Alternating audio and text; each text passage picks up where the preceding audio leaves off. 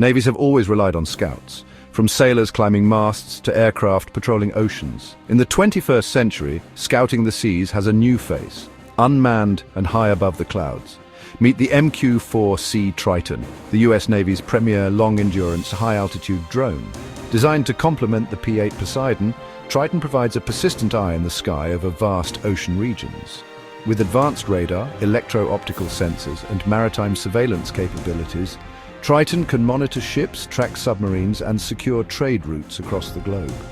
Operating at 60,000 feet, Triton can stay aloft for more than 24 hours. But long missions mean long vulnerabilities. As with all unmanned aircraft, there's always the challenge of keeping a secure link.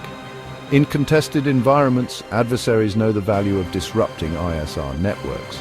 Despite the risks, Triton provides commanders with real-time data that no ship or plane could cover alone.